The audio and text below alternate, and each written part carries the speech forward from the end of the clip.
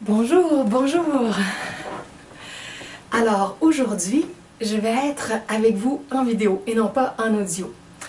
La raison, c'est que je suis rendue à un peu plus de 900 000 clics sur YouTube.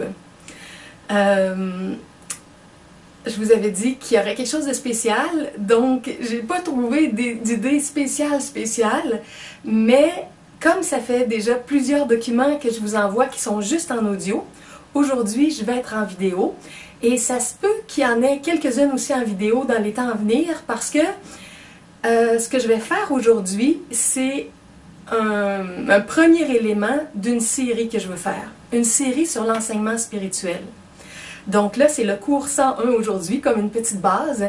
Et éventuellement, je vais faire comme le cours 201, le cours 301, 401, 501. Mais ça ne sera pas nécessairement tout consécutif. Il va y avoir peut-être d'autres informations que je vais vous enregistrer à travers tout ça. Là, je suis dans le petit coin de la chambre de ma fille Essani. Et je vais vous enregistrer les informations d'aujourd'hui. Aujourd'hui, nous sommes mercredi le 18 juin 2014.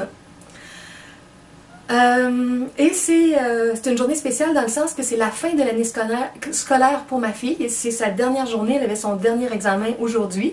Elle va arriver bientôt, je ne sais pas exactement à quelle heure. Ça se peut que j'ai le temps de tout finir d'enregistrer ou que j'ai besoin de faire une petite pause pour aller lui faire un petit salut puis revenir par la suite. Bon, comme toujours, je vais vous mentionner en commençant quelques dons que j'ai reçus depuis les 2 dernières vidéos. J'ai reçu un don de... Attendez un peu, c'est... Un don de 50 $ de Rocky. Ensuite, un don de 30 $ de François. Et un don de 75 $ de Cyrielle, ma belle Cyrielle en France, qui, pour elle, c'est son montant de dîme, le 10% de son revenu actuel. Et c'est ça, c'est les 3 dons que j'ai reçus qui ont été très très précieux pour finir de payer mon compte de Belle, pour payer un peu de nourriture et pour m'acheter un petit document en texte aussi que je voulais sur le web en lien avec l'énergie christique dans le courant des enseignements de J.M. dont j'ai déjà parlé, donc un petit texte sur l'énergie du Christ. Ok, alors merci à vous 3, Rocky, François et Cyrielle. Vos dons ont été très très précieux et c'est grâce à vous et aux autres personnes naturellement qui m'aident régulièrement en cours de mois que je peux diffuser tout ce que je fais gratuitement parce que je reçois des dons qui me permettent de donner à tous gratuitement mes documents audio et vidéo. Bon, ok. Alors, maintenant, je vais commencer et je vais vous dire que j'ai 13 points au programme pour le cours 101 pour devenir un enseignant en spiritualité, pour être un enseignant spirituel ou une enseignante. Bon, je ne sais pas si je vais déborder de ça, en tout cas. Je vais essayer de m'en tenir aux 13 points que j'ai mentionnés là. Ok. Alors, on commence avec le premier point.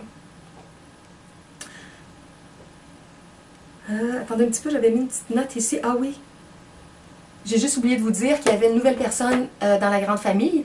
Donc, si vous allez voir le site de la Grande Famille, les www.lagrandefamille888.wix.com/de Big Family, ça va être marqué en dessous de la vidéo comme toujours. Vous allez voir là,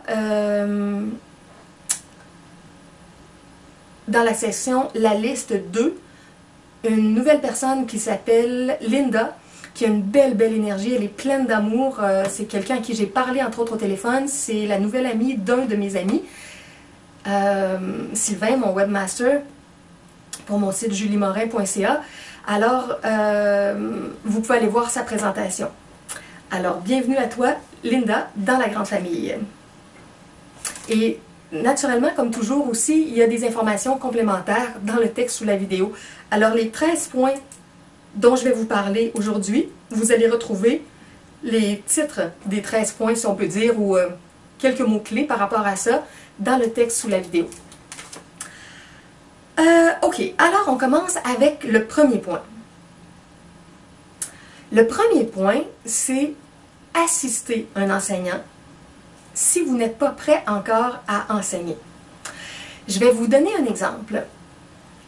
Moi, quand j'avais 21 ans, j'ai découvert l'école gnostique, où mes mémoires d'âme se sont réveillées, où s'est passé tellement de choses dans ma vie. Et pendant la première année, j'ai uniquement apporté mon assistance à l'école. Ce qui veut dire que s'il y avait de la publicité à faire pour les cours, les conférences, les activités pratiques, s'il y avait des choses à organiser dans le local, parfois du ménage à faire. À un moment donné, on a repeinturé des pièces. Bon, on avait un local pour le centre gnostique, ce qui est différent. Moi, je vous parle toujours de mon centre multidimensionnel que je n'ai pas encore. Il y avait des fois des tâches, ça pouvait être au niveau de l'administration. Bon, quoi que ce soit qui est là pour supporter un enseignant ou un courant d'enseignement, c'est très précieux aussi. Parce que les enseignants ne peuvent pas toujours tout faire seuls. Alors, si vous ne vous sentez pas prêt encore pour partager vos connaissances, vos compréhensions, vous pouvez apporter votre énergie d'amour pour supporter une personne qui enseigne dans un courant que vous appréciez. Et dans les façons de contribuer aussi, j'avais mis comme 3 petites notes A, B, C. A, c'est la façon de contribuer plus matériellement, souvent. Et des fois, c'est une contribution qui va être dans des choses qu'on peut offrir ou dans des services ou dans de l'argent qu'on peut donner pour supporter une œuvre d'enseignement. La deuxième, c'est toutes les références qu'on peut faire. Donc, parmi notre réseau de contacts, parmi nos connaissances, parmi des adresses web, des gens qui ont des courriels, on peut faire circuler l'information de l'existence de l'école ou d'un courant d'enseignement ou de conférences, de cours, de vidéos. Donc, toutes les références qu'on fait, ça aide beaucoup les enseignants à diffuser leur message. Et C, j'avais marqué témoigner ou les témoignages. Quand vous aimez un courant d'enseignement, un ou une enseignante, c'est parce qu'il y a des choses qui ont changé dans votre vie avec ce que vous avez appris, ce que vous avez découvert. Donc, vous pouvez témoigner de ça. Donner votre témoignage à des gens autour de vous, ou l'enregistrer en audio ou en vidéo, ou l'écrire et l'envoyer à la personne qui pourra peut-être l'utiliser pour aider les gens à découvrir tout son courant d'enseignement. Donc, les contributions matérielles, en biens, en services, en argent, les contributions par référence, faire connaître, et les contributions dans les témoignages, c'est très précieux aussi. Alors, et ça, j'avais mis une petite note aussi en parenthèse, quand on pense à tout ce qu'a fait Yeshua autrefois, on était tout un groupe autour de lui à l'aider de cette façon-là, même si on n'était pas encore au départ dans l'enseignement comme lui. Et par la suite, plusieurs parmi nous sont devenus des enseignants. Mais dans les premiers temps, il y avait un groupe, par exemple, d'environ 25 personnes avec les hommes, les femmes autour de lui, qui s'est formé graduellement. Après ça, ça a grandi aux alentours de 70-75 personnes. Ça a grandi encore. Donc, on parle des apôtres, on parle des disciples, de tous les gens qui supportaient.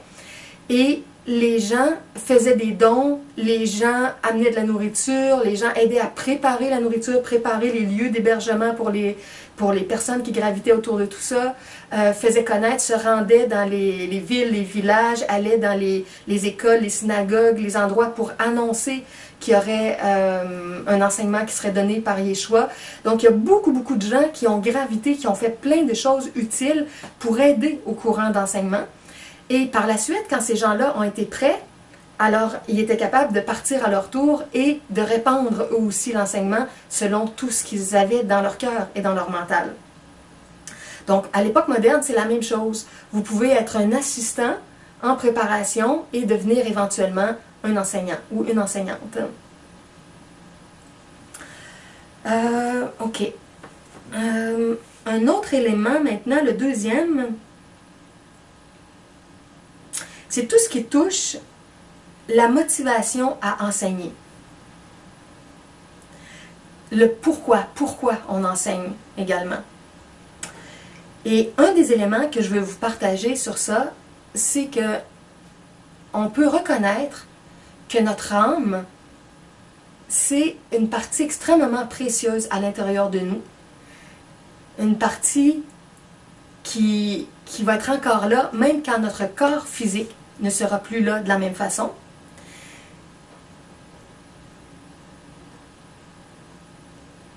Et l'enseignement spirituel, c'est pour toucher les âmes, pour que l'âme, avec tout son dynamisme, puisse imprégner toutes les autres dimensions de l'être.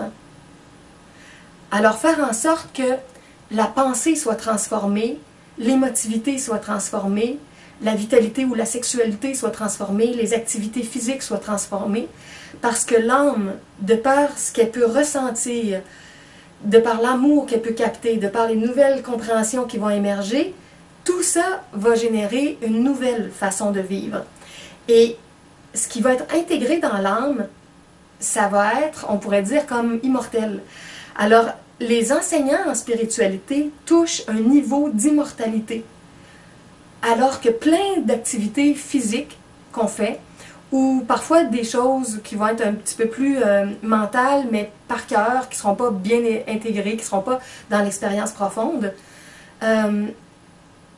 c'est parfois des choses qui vont pouvoir s'oublier de différentes façons. Mais quand l'âme est touchée en profondeur, là, il y a quelque chose qui change pour l'éternité à l'intérieur de nous. Alors, moi, la motivation principale que j'ai, c'est de toucher les âmes que je rencontre et de faire en sorte que dans leur chemin éternel, il y ait un allègement, une joie plus grande, une amélioration de leur qualité de vie et que les gens se rapprochent toujours de ce qu'on appelle l'état du royaume de Dieu, l'état paradisiaque à l'intérieur de nous, qui est en correspondance avec des vibrations très élevées qu'on peut un jour connaître dans les sphères célestes.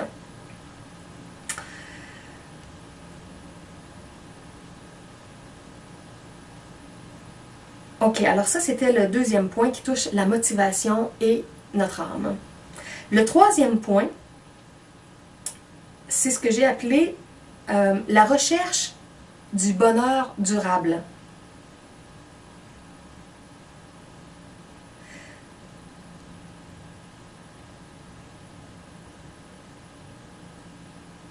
J'avais marqué des notes, mais c'était tellement petit que j'avais de la difficulté à me lire avec mes toutes petites notes. Le bonheur durable qu'on souhaite vivre, j'ai commencé à en parler à l'élément 2, ça repose pour moi sur une éducation divine, sur la compréhension des lois divines, la compréhension des jeux avec les énergies dans la création, dans nos différentes dimensions de vie, dans notre être multidimensionnel. Et plus on va avoir une éducation divine profonde et qu'on va bien comprendre comment la vie fonctionne, plus on va être capable de semer des choses qui vont être saines, qui vont être positives, qui vont être harmonieuses, pour avoir des récoltes qui vont être saines, positives, harmonieuses, agréables, plaisantes.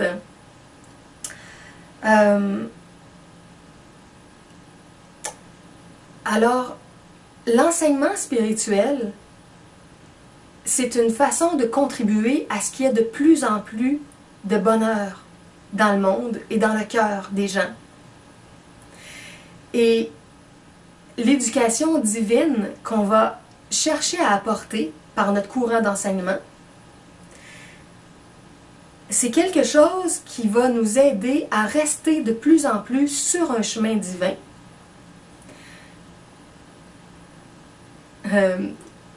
Dans des textes que je lisais récemment sur tous les enseignements de Yeshua au 1er siècle, ce que je vous ai référé entre autres de Maria Valtorta,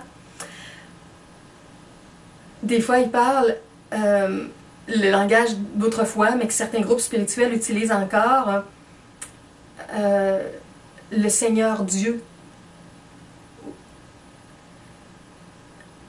Donc, des fois, il y a des gens qui essaient de faire des seigneurs au niveau matériel. Mais ce type de seigneur-là, même on parlait des seigneuries autrefois, les domaines qui existaient, c'est toujours une approche plus matérielle qui ne va pas libérer les gens profondément. Mais quand on parle du Seigneur Dieu, on va comprendre davantage toute la beauté de la création divine. Et il y avait parfois des gens qui appelaient Yeshua Seigneur, puis ils disaient plutôt, ils demandaient de l'appeler soit maître, rabbi, rabouni. Pour moi, c'est plus rabouni. Ou un maître, un enseignant, ou de l'appeler Yeshua directement, mais Seigneur, c'était plus pour Dieu directement. Et éventuellement aussi, des fois, on parlait d'un enseigneur. Fait que ça, je trouve ça beau aussi, au lieu de dire un enseignant, un enseigneur. Et pour les gens qui disaient, qui confondaient qu'au fil du temps, qu'Yeshua ou Jésus était Dieu, mais il n'était pas Dieu, il était enfant de Dieu en union avec le Père pour être le Verbe, la voie, le chemin, enseigner le chemin divin sur la terre. Donc les gens le voyaient comme un Seigneur parce qu'il transposait, mais lui savait que le Seigneur, avec un grand S, c'est vraiment Dieu. Et c'est toute la force de la Mère divine, du Père divin, qu'on apprend à incarner à l'intérieur de nous pour faire en sorte qu'on vive de moins en moins dans ce que moi j'appelle le nid vide. C'est le mot divin à l'envers, comme vous m'avez entendu en parler à d'autres moments donnés. C'est tout ce qui en nous s'oppose au divin et nous fait développer toutes sortes de dépendances à la matière, au corps, aux consommations, et qui vont nous pousser parfois à aller dans la criminalité pour se procurer toutes sortes de choses et à être dans la peur au lieu d'être dans l'amour et dans une énergie plus subtile. Alors, le bonheur durable, l'éducation divine, ça nous met en contact avec le chemin divin, le chemin du vrai Seigneur, du Seigneur Dieu, et ça nous met en contact avec toute une façon de vivre qui est à l'inverse de ce que j'appelle le nid vide à l'intérieur de nous, où on se coupe des inspirations divines, de la vérité divine, des richesses divines de toutes sortes, pour plutôt devenir esclave, dépendant, enchaîné à des forces plus matérielles. Ok, alors c'était le point 3, notre recherche du bonheur durable par l'éducation divine. Maintenant, le point 4. Ok. Quand on choisit d'éduquer, de partager, d'enseigner, il y a 3 façons particulières dont on peut le faire. Dans la gratuité, avec des dons, recevoir des dons, ou mettre des préfixes. Alors, utilisez le système avec lequel vous vous sentez le mieux pour pouvoir offrir votre énergie d'enseignant. Mais sachez que dans beaucoup de cas, quand on ne cherche pas directement la récompense financière directe, quand on ne met pas des préfixes à notre enseignement, on permet à une quantité d'âmes beaucoup plus grande de les prendre. Alors au niveau planétaire, pour la diffusion d'un enseignement, plus on va s'éloigner de la formule des préfixes obligatoires et rigides, plus l'enseignement va pouvoir toucher un grand nombre d'êtres. Alors, si vous souhaitez aider plus rapidement à l'amélioration de la qualité de vie sur la Terre, je vous invite à explorer les formules de contribution volontaire, de dons et de gratuité. Et parfois, quand on ne reçoit pas nécessairement en argent, on va recevoir par la gratitude, par les transformations, par les témoignages des gens. Et l'amour qui va être semé dans ces contextes-là aussi, qui ne sont pas toujours reliés à l'argent, ça va faire en sorte que ça va être quelque chose qui va revenir dans les temps futurs. Ça peut être plus tard dans notre incarnation, ou ça peut être sur les plans de lumière où on va aller par la suite. Dans le sens que plus on fait les choses vraiment par amour, plus notre âme est imprégnée de ça, plus elle s'allège, et plus elle va être capable d'être en contact avec des êtres d'amour et des vibrations où il y a beaucoup d'amour. Donc, dans la suite de notre chemin, le jour où on ne sera plus sur le plan physique de la Terre, plus la charge d'amour aura été grande dans notre façon de faire, d'offrir, de donner, d'enseigner, plus le lieu où on va se retrouver va être dans une grande lumière et une grande énergie d'amour. Donc, parfois, il y a des choses qui sont plus arides, plus difficiles, plus sèches, plus souffrantes sur le plan physique, mais si c'est vécu avec beaucoup d'amour pour nos frères et sœurs tout partout, et si on le fait vraiment avec le cœur, avec notre cœur divin, il va y avoir un retour qui va revenir de tout ça. Comme je disais, ce n'est pas à très court terme, ça peut être à moyen ou à long terme. Ok, je passe au point 5. Enseigner ce qu'on aime le plus et ce qui est nouveau pour nous. Ce qui est le plus puissant dans notre transmission, c'est ce qu'on fait vraiment avec le cœur de notre être. Puis le cœur de notre être, c'est notre amour de certaines choses qu'on comprend, qu'on vit. Alors, parmi tout ce que vous pouvez enseigner, vous pouvez vous faire une liste des éléments que vous aimez le plus, qui sont le plus précieux dans votre vie et que vous voulez le plus qu'ils soient connus. Et cette liste-là, elle peut se transformer. À un moment donné, elle peut avoir 20 ou 30 points. À un autre moment donné, vous la réduisez à 10, 12 points essentiels ou à 5, 7 points.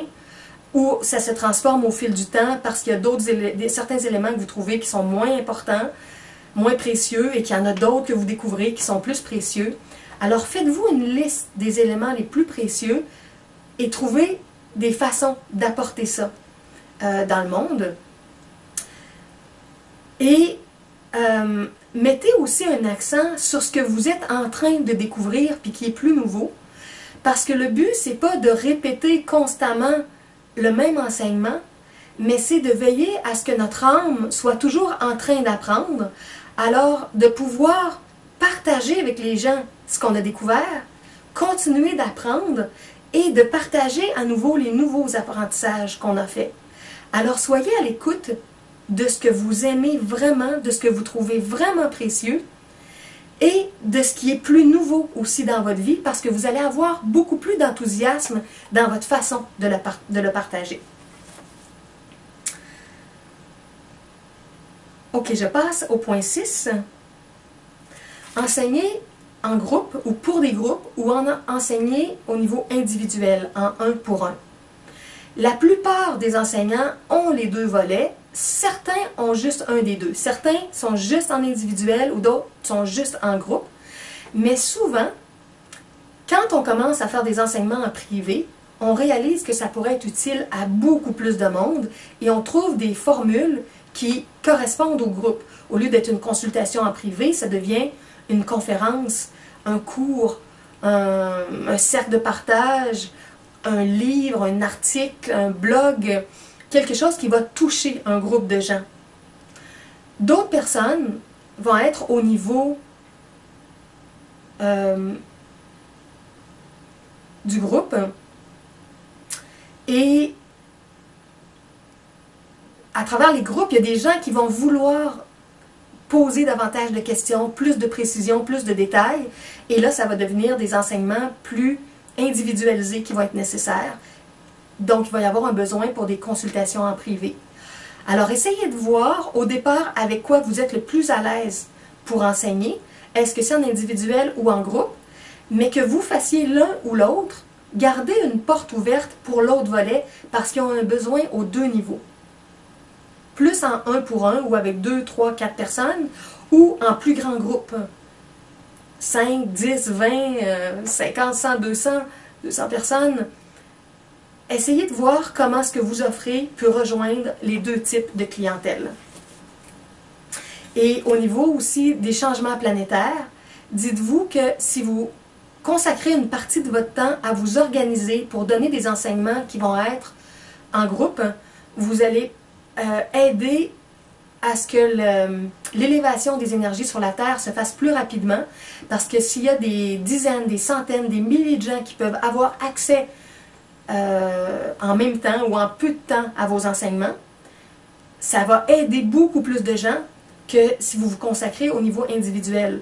Par exemple, 1 heure de consultation en privé en comparaison d'1 heure d'enseignement en vidéo, ça ne donnera pas du tout les mêmes répercussions.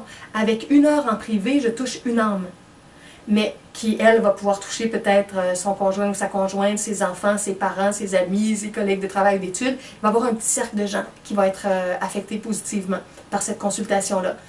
Par 1 heure d'enseignement en vidéo, il va y avoir, après quelques temps, 20 personnes qui vont l'avoir vu, 50 personnes, 100 personnes, 200, 300, ça va augmenter au fil du temps. Et tous ceux qui vont vouloir transférer l'information vont pouvoir la transférer à d'autres. Alors, pensez à vous organiser au niveau du vidéo, de l'audio, des textes. C'est très, très précieux pour pouvoir aider à plus grande échelle avec les partages que vous voulez faire. Ok, je passe maintenant au point 7. L'ère du Verseau et les infradimensions de la Terre. C'est un peu deux choses qui semblent inverses, quasiment comme l'ère du Verseau, on voit ça comme quelque chose de très positif, les infradimensions, on voit ça comme quelque chose de très sombre. Ce que je voulais apporter avec ça, c'est qu'il y a une personne qui m'a posé comme question par courriel, pourquoi est-ce qu'on sent qu'il y a tant d'énergie qui pousse maintenant pour l'ouverture spirituelle, pour les enseignements spirituels, pour les nouvelles prises de conscience, que ça se fasse avec les outils qu'on voit qui se déploient dans la société, ou que ça se fasse à l'intérieur de nous. Quand on voit qu'on est en processus de guérison, de conscientisation, de transformation, on ressent une énergie de plus en plus rapide par nos guides, par les présences angéliques, archangéliques, séraphiques, par notre être réel, par la force divine directement, notre Mère divine, le Père divin, l'Enfant divin, le Christ à l'intérieur de nous, ou tout autour de nous. On sent que la charge des énergies qui poussent pour l'éveil est de plus en plus grande. Et c'est parce qu'on est rendu à une étape où on est entré doucement dans l'ère du Verseau et qu'on se prépare à former une civilisation spirituelle sur la Terre, donc à jeter toutes des nouvelles bases pour le fonctionnement collectif, et aussi parce qu'il y a des âmes qui ont accumulé tellement de charges lourdes à l'intérieur d'eux, qui ont tellement baissé leur vibration, que quand ces âmes-là vont désincarner, elles ne seront pas capables d'aller dans les supradimensions, les sphères célestes. Elles vont aller dans les infradimensions de la Terre. Et là, elles vont être entourées d'âmes qui leur ressemblent avec des vibrations très lourdes. Et il y a beaucoup de souffrance dans ce type de parcours-là. Et comme il y a beaucoup d'âmes qui, en ce moment, ont négligé leur chemin spirituel, les lois divines, l'harmonie, le respect, l'amour dans leur vie, pour eux-mêmes, pour les autres et pour la force divine, beaucoup d'âmes ont des grosses charges lourdes qu'ils portent. Elles ont commencé à vivre des souffrances ici, mais elles vont les continuer après être désincarnées dans les infradimensions. Et pour éviter le plus possible qu'il y ait des âmes qui vivent ce parcours-là dans la suite des choses, puis que ça prenne du temps avant qu'ils puissent s'éveiller puis alléger leur structure, il y a beaucoup d'aide qui est apportée en ce moment pour aider les âmes à faire des nouveaux choix avant de se retrouver dans un parcours dans les infradimensions de la Terre. Alors, c'est bon que vous sachiez, et j'en ai souvent parlé, que c'est pas tout le monde qui se retrouve dans les supradimensions, dans les sphères célestes. Comme c'est pas tout le monde qui va dans les infradimensions, on va se retrouver en correspondance avec des âmes qui nous ressemblent. Et dites-vous que quand il y a des situations qui sont compensées avec des médicaments, avec de l'argent, avec des employés, quand on est dans l'au-delà, ça ne fonctionne pas de la même façon. On n'a plus les médicaments, on n'a plus les drogues, on n'a plus des employés. Tout ce système-là n'existe pas dans les autres sphères de vie comme ici. Ce qui fait que, tel qu'on est vraiment avec notre véritable paix, nos vraies ressources, notre vrai bien-être, notre vraie santé, dépouillé de dépendance comme celle que je viens de mentionner, on a notre état d'être réel qui, lui, nous conduit quelque part. Alors, plus on peut cheminer pour améliorer notre état d'être quand on est ici, par notre processus personnel ou avec l'aide qu'on reçoit d'enseignants, de groupes, de livres, de vidéos, tout ça, plus notre niveau d'être s'élève, plus notre vibration est amoureuse et intelligente, et plus on aura accès éventuellement à des choses de plus en plus belles. J'arrive au point 8 maintenant. Le point 8, j'ai marqué reconnecter les gens au divin. En fait, des millions et des millions de gens présentement sont dans une vision matérialiste de la vie et ont l'impression que c'est tout ce qui existe. Et ils sont plongés dans des états de conscience athées où ils pensent qu'il n'y a rien après la mort du corps physique. Alors l'enseignement spirituel est pour aider les gens à comprendre que la création est beaucoup plus vaste que ça et qu'au-delà des choses matérielles qu'on peut voir, il y a des corps subtils, il y a des dimensions subtiles et il y a une présence divine qui orchestre toute la création. Et l'enseignement spirituel aide les gens à se reconnecter à tout ça. Donc, si vous devenez un enseignant, c'est que vous voulez aider les gens à se reconnecter. Et ce qui est extraordinaire, c'est que plus les gens se reconnectent, plus ils se mettent en contact avec le véritable enseignant qui est Dieu. C'est pour ça que j'ai un de mes livres sur le site de la Grande Famille ou sur mon site de la psychologie divine que j'ai appelé la thérapie divine. Parce que la thérapie la plus profonde, l'enseignement le plus profond, il vient s'inscrire dans notre cœur, dans notre âme, à l'intérieur de nous, parce qu'on capte de la présence divine qui nous enseigne.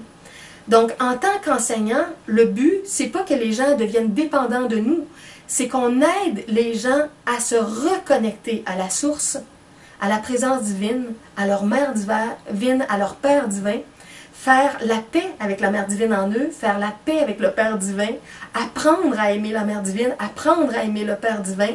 Même chose avec l'enfant divin, le Christ, l'état pur à l'origine de tous les esprits, de toutes les âmes. Donc, faire la paix, s'ouvrir, communiquer, communier, laisser l'énergie circuler des plans divins aux plans humains. Et cette reconnexion-là vient tout transformer et fait en sorte que les gens deviennent de plus en plus autonomes spirituellement et ne développent pas des dépendances profondes avec les enseignants en spiritualité. Ah oui, puis j'avais mis une petite note aussi dans ce point-là. Un petit peu, je vais juste me replacer.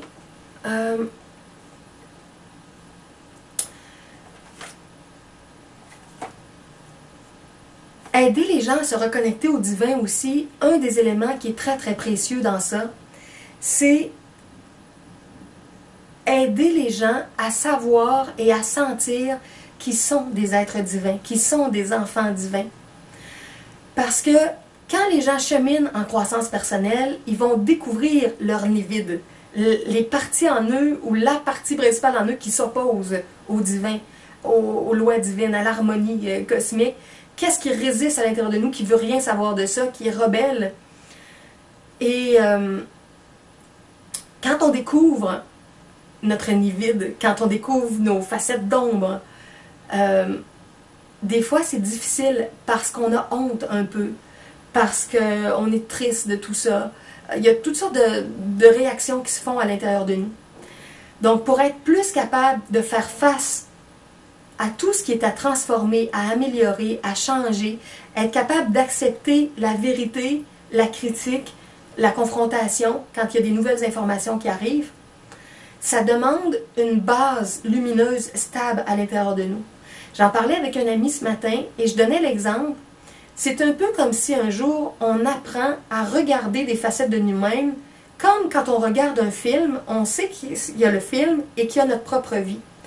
Alors, le film des événements sombres de notre vie, de tout ce qu'on a fait dans l'énergie du nid vide, à l'inverse du divin, tout ce qu'on a fait de cette façon-là, et qu'on veut apprendre à comprendre pourquoi on a fait ça, puis comment on peut agir autrement, comment on peut cesser d'être comme ça, puis de souffrir dans cette énergie-là, c'est pas facile à observer, à faire face, à contempler. Alors, quand on se reconnecte au divin, on se reconnecte à notre nature divine, au fait qu'on est un enfant divin, qu'on est aimé, qu'on est pardonné, tout ça. Et ça fait en sorte qu'on est comme capable de rester dans notre état de lumière, ou moi des fois je dis sur notre chaise de lumière, rester dans un état lumineux en regardant un ordinateur ou une télé où il y a comme un film, où il peut y avoir de la violence, des conflits, des problèmes, de la maladie. Et dans le fond, c'est le film de notre vie. quand on regarde un film fait par quelqu'un d'autre, on voit qu'il y a le film et il y a nous en dehors du film, même si des fois on est très fasciné par le film. Et quand on fait un processus de croissance personnelle, c'est un peu ça qui se passe. On apprend à devenir observateur de nos pensées, de nos émotions, de notre sexualité, de nos activités. Regarder comment ce qu'on vit, c'est en train de nous élever ou que ça nous écrase, que ça nous réjouit ou ça nous fait souffrir, que ça se simplifie ou que ça complique des choses. On devient observateur de tout ça, on apprend ça, on simplifie nos chemins, on met de l'amour dans notre façon de fonctionner.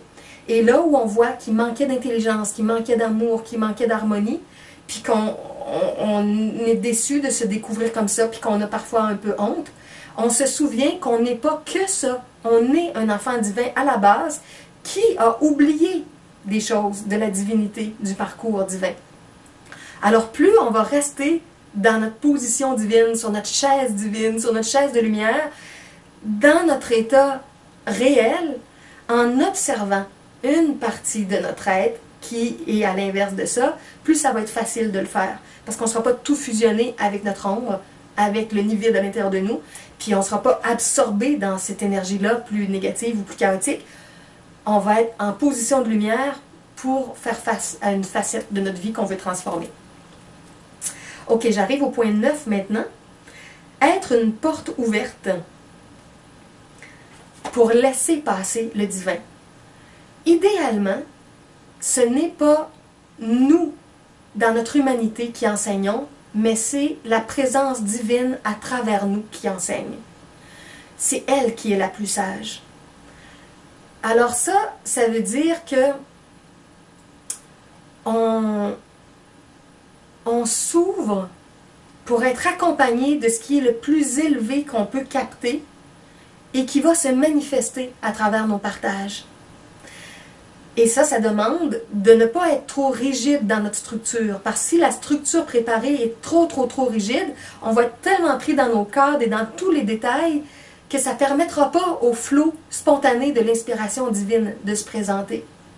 C'est donc un apprentissage qu'on a à faire pour trouver un équilibre entre une certaine préparation qu'on peut faire avant de partager des choses. Des fois, c'est une préparation qui est juste intérieure. Des fois, c'est avec certaines notes qu'on a prises. Ça peut aller plus loin. Il peut y avoir une préparation plus longue, plus profonde. Il peut y avoir des expériences ou des connaissances qui sont utiles avant de pouvoir faire certains partages. Ça dépend de ce qui va être enseigné. Mais au bout du compte, le plus important, c'est de devenir comme un messager, de laisser le verbe divin, la parole divine s'exprimer par nous. Et ça, on apprend constamment parce qu'on reste étudiant dans ça. On se laisse guider, on se laisse surprendre par ce qui vient. Et ça devient quelque chose de plus léger, de plus réjouissant qu'une approche qui est trop rigide, trop structurée et qui est beaucoup plus limitée à un mental qui est dans son cadre de connu, d'appris. Et en étant une porte ouverte comme ça aussi, c'est qu'on s'ouvre également pour adapter notre discours aux gens à qui on parle, si c'est des enfants, des adolescents, des adultes, si c'est des gens plus spécialisés de telle chose ou de tel autre domaine. Ou, éventuellement, on apprend, mais c'est pas facile ça aussi, on est continuellement en train d'apprendre comment s'ajuster pour faire en sorte que des gens qui ont un bagage différent puissent nous recevoir. C'est sûr que plus on enseigne en groupe, bon, plus l'enseignement va pour tout le groupe, c'est différent de quand on est en individuel, mais on cherche des mots, des exemples qui vont parler aux gens qui nous écoutent pour qu'ils puissent nous comprendre le plus possible. Et ça, c'est pas facile parce qu'on a tous une façon plus particulière de partager, d'enseigner, de transmettre. Et des fois, ça ne convient pas à certaines personnes, puis il faut trouver des façons nouvelles, des nouveaux exemples, des nouvelles images, des nouvelles paraboles qui vont résonner dans le cœur et le mental, dans l'âme des gens, Alors, ça demande aussi une ouverture à ça, les variations qu'on va faire dans notre façon d'enseigner pour rejoindre des personnes différentes. OK, le point 10 maintenant, ne pas avoir peur de ne pas être bon. On n'est jamais parfait dans ce qu'on fait et dans ce qu'on enseigne, comme dans quoi que ce soit dans la vie. On est des enfants de l'univers, on est en chemin, on est en apprentissage. L'idée, c'est d'être ouvert pour se réajuster quand on réalise qu'on s'est trompé et de l'exprimer, de le partager, d'être assez ouvert et assez humble pour reconnaître nos erreurs et le dire et rectifier quand c'est nécessaire de le faire. Et faire ce qu'on peut faire avec les talents qu'on a présentement et réaliser que dans notre façon de cheminer, d'enseigner, d'apprendre, de partager, on va se perfectionner, on va se développer.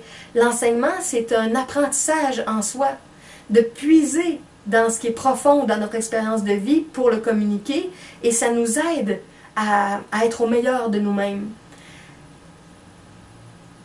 Et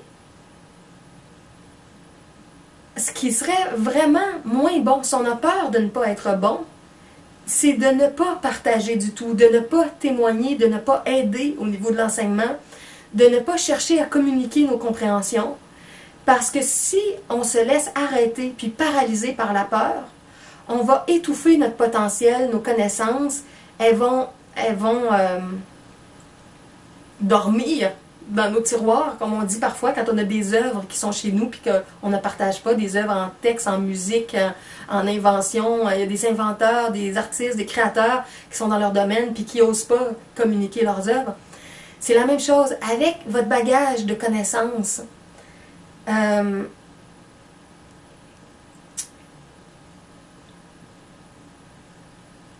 C'est pas grave si vous n'êtes pas parfait. Vous allez faire du bien à X personnes. Les gens qui ne seront pas assez en résonance avec vous seront libres de ne pas continuer et d'aller vers d'autres enseignants. Mais vous aurez rejoint une certaine quantité de gens et vous aurez aidé un certain groupe à s'éveiller. Alors, ne vous en faites pas avec le fait de ne pas être parfait, de ne pas être assez bon.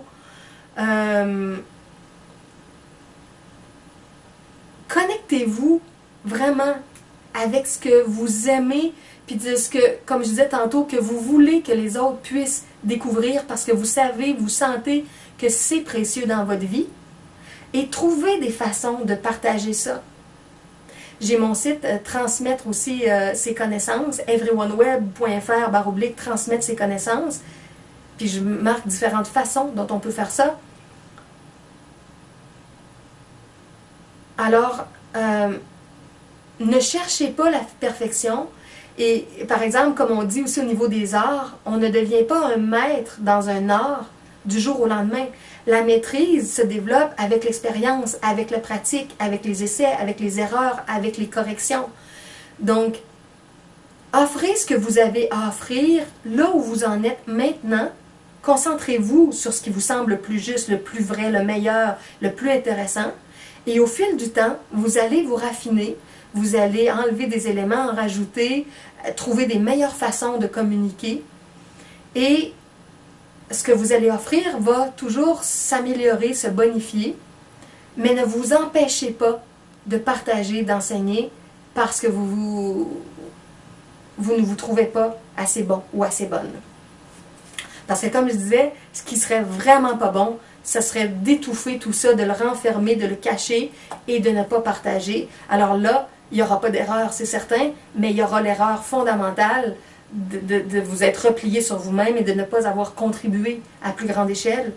Donc, à mon avis, c'est bien pire ce type de comportement-là que l'autre qui est de partager et de ne pas être capable de le faire dans la perfection.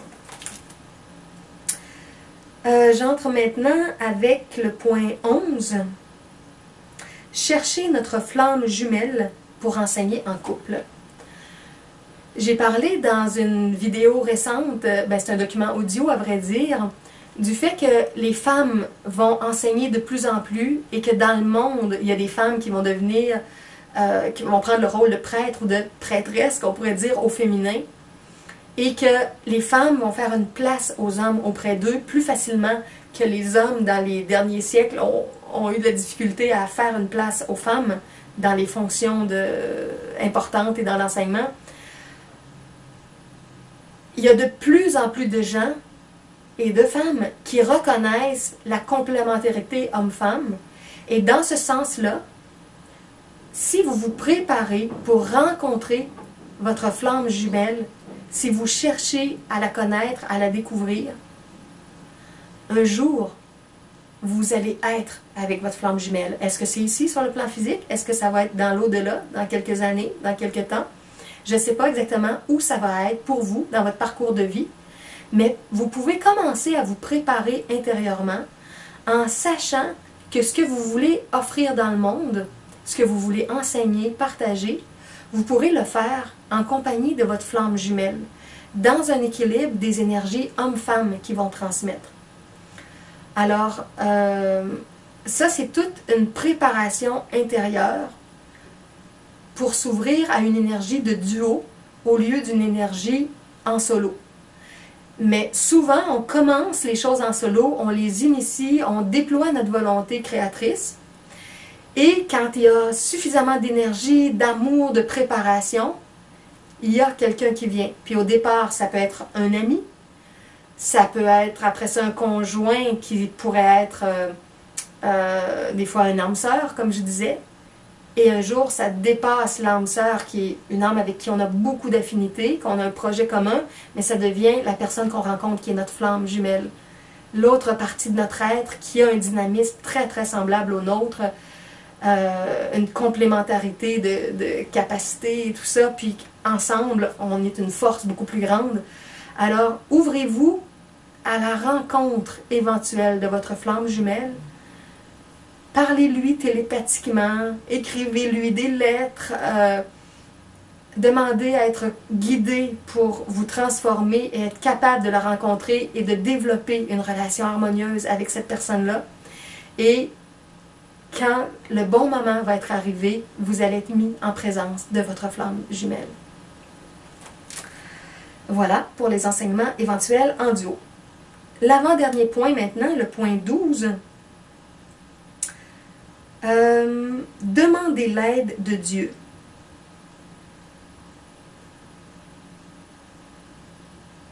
J'ai une petite note ici, attendez un petit peu.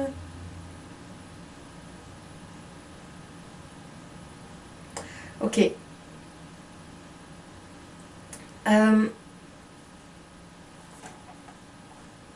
Comme je disais, la force la plus grande qui nous pousse à faire ce qu'on fait, à avoir les talents qu'on a et à enseigner, à partager, c'est la force divine qu'on ressent. Avec cette force-là, il y a des choses extraordinaires qui peuvent être vécues, qui peuvent être faites, alors que quand on s'appuie sur notre force humaine, souvent on se sent plus limité, plus incapable. Donc, quand vous avez l'impression que vous auriez envie de dire « je suis pas capable, j'y arriverai pas, je pourrai pas faire ça, je peux pas », dites-vous que le but, ce n'est pas de vous reposer sur votre humanité, mais c'est de vous reposer sur la capacité divine qui, elle, peut tout débloquer, peut tout ouvrir, peut tout apprendre. Alors, ayez de plus en plus l'intention, avant de faire quelque chose, avant d'enseigner, avant de partager, que ce soit la force divine qui vous donne votre énergie, votre inspiration, vos capacités pour dépasser, transcender, aller au-delà de toutes les limitations, de tous les obstacles que vous pourriez rencontrer. Parce qu'avec cette inspiration-là, cette capacité-là qui vient de la source divine, c'est extraordinaire tout ce qui peut être fait. Parce que c'est une énergie, une source infinie vraiment. Donc ça donne des moyens qui sont bien au-delà des moyens humains. Alors, dans le développement de vos activités comme enseignant, reposez-vous sur la force divine, demandez-lui sa présence, demandez à votre mère divine d'être présente, demandez à votre père divin d'être là, demandez à l'enfant divin de vous redonner votre nature d'enfant divin à l'état pur, donc au Christ, de vous accompagner, de vous assister, de vous imprégner. Et c'est ce qui fait, comme je disais dans des vidéos passées, qu'un jour, chacun pourra associer à son nom le mot Christ. Julie Christ, Pierre Christ, Essani Christ, Florence Christ, Léo Christ, François Christ, Denis Christ, Isabelle Christ, Cyrielle Christ. Parce que Yeshua a démontré ça autrefois, mais c'était pas que pour lui, c'était pour tous.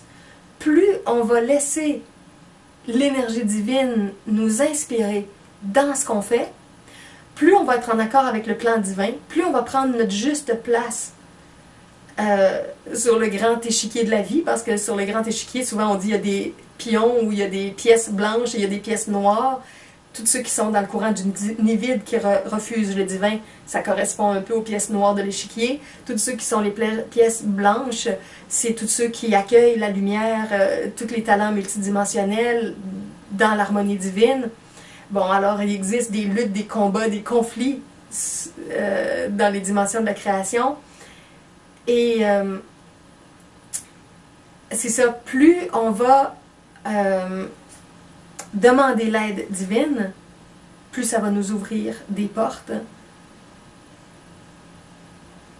Puis comme je vous dis, même là où des fois on pensait que c'était impossible, que c'était un mur de béton, que la situation était désespérée, parce qu'au niveau de l'Esprit divin, de l'Esprit Saint, de l'Esprit pur, c'est ça qui crée tout le reste, toutes les dimensions, tout part du subtil, se densifie graduellement, puis arrive au niveau le plus dense. Donc, par le subtil, il peut y avoir des interventions divines, des miracles, des surprises, des nouvelles inspirations, des nouvelles solutions, des nouvelles inventions, toutes sortes de chemins qu'on ne connaît pas encore, qu'on n'a pas imaginé, qui n'ont pas été apportés et qui tout à coup arrivent. Alors, laissez-vous guider, inspirer, et il y a plein de choses merveilleuses qui vont se produire. J'avais mis une petite note aussi à ce point-là, le point 12, pour dire aussi que plus on devient quelqu'un qui apporte un enseignement, il y a deux extrêmes qui peuvent nous attirer des problèmes, des difficultés, des réactions négatives des gens. C'est l'enseignement qui est beaucoup, à un moment donné, dans la fausseté ou dans la grande vérité. Et des deux côtés, il peut y avoir des réactions de colère des gens. Quand certains éléments trop faux sont apportés, tellement peu justes, peu vrais, les gens qui vont entendre peuvent se rébeller, se mobiliser pour dire qu'il y a quelque chose qui est injuste, qui n'est pas vrai, qui n'est pas approprié dans ce qui a été apporté. Et ça peut se faire des fois de façon raide, violente, colérique. Bon, les gens vont réagir à la fausseté, à l'injustice, à la non-divinité qui est apportée, la non-harmonie sur la terre. Parce que, naturellement, les gens veulent quelque chose de juste, de pur, de divin, à une certaine dose, et peuvent reconnaître quand ça ne l'est pas. Puis, il y a une réaction naturelle pour rectifier quand on sait que quelque chose n'est pas juste, n'est pas vrai. De l'autre côté, il y a des enseignants qui peuvent être dans la justesse, dans la vérité, dans la bonté, et ils vont recevoir aussi des charges d'agressivité. Pourquoi? Parce que la vérité, parfois, c'est une espèce de miroir qui est mis directement dans le visage des gens. Et là, tout à coup, ils vont réaliser qu'est-ce qui n'était pas vrai, qu'est-ce qui n'était pas divin dans leur vie, et ils vont sentir qu'il y a une poussée vers le changement. Et les gens n'ont pas toujours envie de ce changement-là. Et à ce moment-là, ils vont chercher à résister, à refuser la vérité divine. Et ils peuvent résister très fort et vouloir guerroyer ou attaquer ou détruire le messager, l'enseignant, l'éducateur. Et certains vont avoir des énergies même comme pour pouvoir tuer une personne qui amène des vérités vraiment dans le monde. Alors ça, on a besoin de se préparer à ça et de savoir que là où on va s'écarter de la vérité, il va y avoir des confrontations. Et là où on va être dans la grande vérité, il va y avoir aussi des confrontations. Et de voir comment notre chemin spirituel se déploie. Puis ça, si je prends par exemple l'exemple de Yeshua autrefois, quand il est allé dans le désert, quand ses guides et certains anges l'accompagnaient, l'instruisaient, il y a eu régulièrement des visions de ce qui s'en venait sur sa route. Alors, il voyait les étapes à venir et continuellement, il acceptait, il redonnait son accord face au chemin qu'il prenait et aux conséquences. Parce que oui, il y avait des conséquences parfois souffrantes, mais il y avait toutes les bénédictions, les transformations, les guérisons, les âmes qui changeaient complètement leur façon de voir et de vivre. Alors il le faisait pour tout ça, malgré les difficultés, les obstacles, les agressions qu'il rencontrait. Donc, ça aussi, si on est appelé à déclencher des choses très difficiles, il va y avoir aussi des signes qui vont arriver pour nous préparer, pour nous le faire savoir de différentes façons. Et on va avoir à décider si on accepte de continuer sur cette route-là, ou si on ralentit, ou si on arrête, ou si on en prend une autre. Donc, dites-vous pas que dans tout ce qui est arrivé, dans le retour que Yeshua, Jésus, a vécu autrefois, que c'était une grande surprise pour lui. Il était au courant de toute la charge qui s'en venait contre lui parce qu'il est en train d'amener des nouvelles structures pour réformer complètement les enseignements spirituels, la vision politique, la vie sociale, vie financière à la limite parce qu'il amenait des projets de communauté et tout. Alors, la révolution pacifique qu'il amenait changeait tellement les structures que c'est sûr qu'il y a des gens qui ont résisté beaucoup à ça. Alors, dites-vous qu'en tant qu'enseignant, vous allez aussi avoir à certaines doses tout ça, là où vous serez dans la fausseté et là où vous serez dans la grande vérité qui confronte et qui éclaire grandement certaines personnes. Et vous pourrez comprendre qu'est-ce que ça va apporter en retour. Mais ce qui est toujours le plus précieux de se souvenir, c'est que ce qu'on vit ici, c'est éphémère, c'est pour une période relativement courte au niveau de notre âme, et la suite va se continuer dans l'au-delà, comme j'en parle souvent, et que tout ce qui va avoir été fait avec honnêteté, intégrité, bonté, amour, vérité, même si parfois des gens vont avoir ridiculisé ça, vont l'avoir méprisé, vont l'avoir incompris, vont vous avoir maltraité de différentes façons, psychologiquement ou physiquement, ou abandonné, ou rejeté. Toutes ces énergies-là sont éphémères et par la suite, vous allez vous retrouver avec des âmes qui vibrent vraiment comme vous, dans vos vraies valeurs spirituelles. Parce que sur le plan physique, ici, on est toutes mélangées avec des gens de toutes les vibrations. Mais une fois qu'on se retrouve dans les autres dimensions, on s'en va directement dans les sphères de vie qui correspondent à notre noyau vibratoire. Alors, ici, on s'entraide de différentes façons avec des tempéraments et des niveaux vibratoires très très variés tout partout. Mais une fois qu'on va laisser notre enveloppe physique, on va être guidé directement là où est notre genre d'énergie dans notre cœur, dans notre mental, dans notre âme. La vraie personne qu'on est au fond de nous, ça va nous conduire à un endroit avec des êtres qui nous ressemblent. Et j'amène maintenant le dernier point. Quand on se prépare pour avoir des nouvelles connaissances à enseigner, puis qu'on veut des réponses, des informations, ou quand on cherche à répondre à des questions d'étudiants, de gens qui sont autour de nous, c'est important de formuler les questions précisément.